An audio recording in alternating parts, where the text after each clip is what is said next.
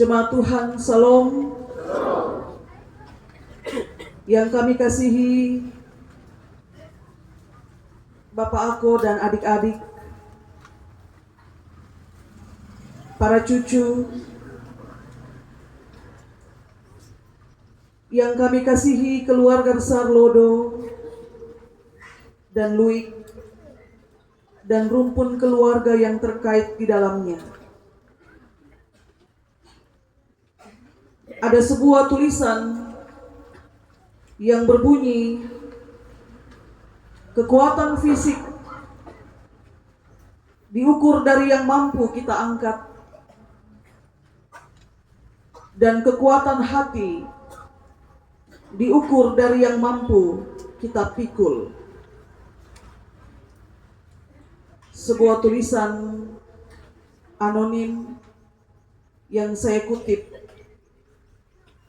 dari buku Chicken Soup for the Soul. Maka demikian,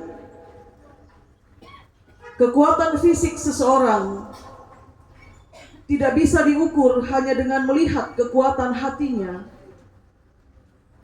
Demikian sebaliknya, kekuatan hati seseorang juga tidak bisa kita ukur hanya dengan melihat kekuatan fisiknya. Sebab ada orang yang fisiknya kuat mengangkat beban berpuluh-puluh kilo, tetapi hatinya tidak kuat memikul beban hidup.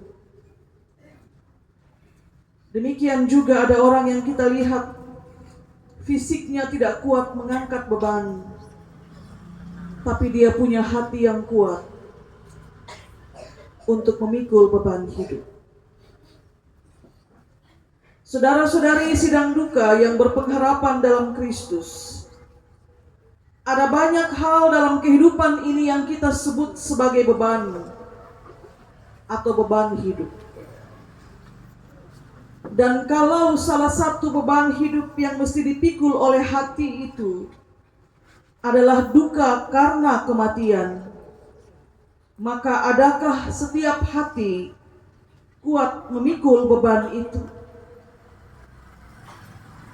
Apakah hati dari setiap mereka yang mengalami duka cita memiliki kekuatan yang sama untuk memikul beban kehilangan dari orang terkasih?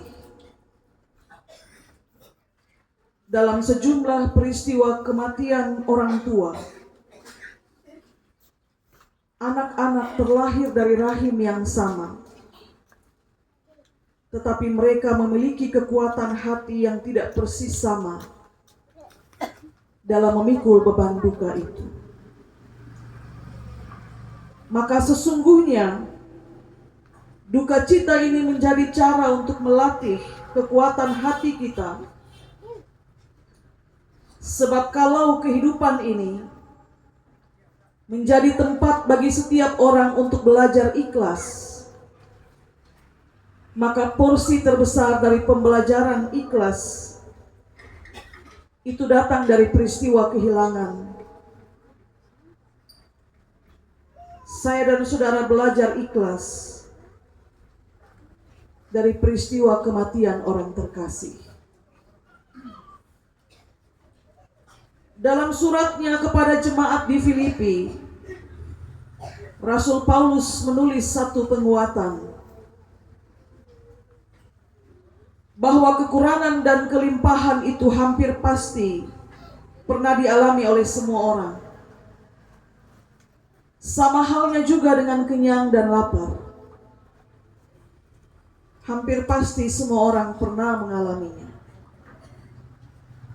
Kehidupan telah memberinya pelajaran yang berharga, yang melatih dia supaya terus-menerus menjadi kuat. Dan kalau kita bertanya, dari mana kekuatan hatinya memikul beban itu? Lihatlah pada apa yang dia tulis dalam ayat yang ke-13. Segala perkara dapat kutanggung di dalam Dia yang memberi kekuatan kepadaku.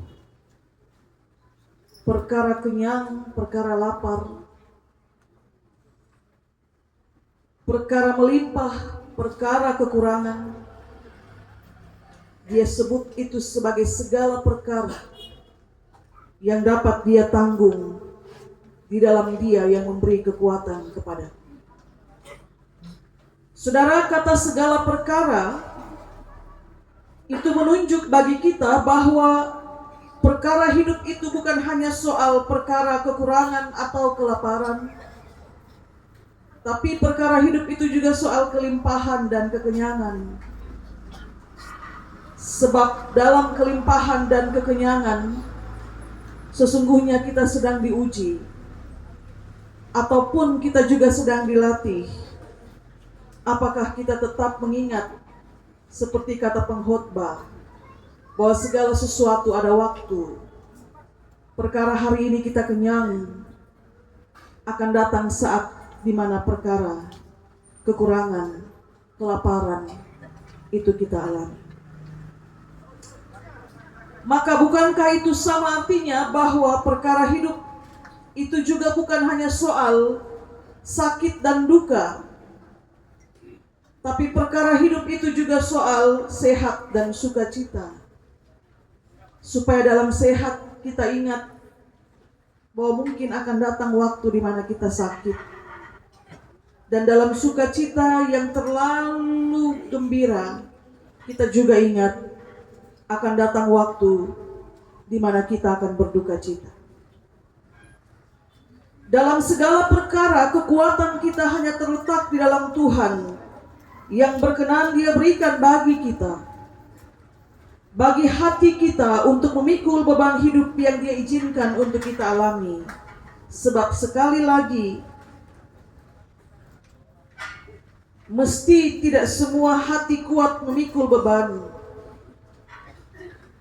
Tapi kalau kekuatan itu datang dari atas, dari Dia yang adalah sumber kekuatan, maka dapat dipastikan hati yang tidak kuat pun pasti akan diubahnya menjadi kuat.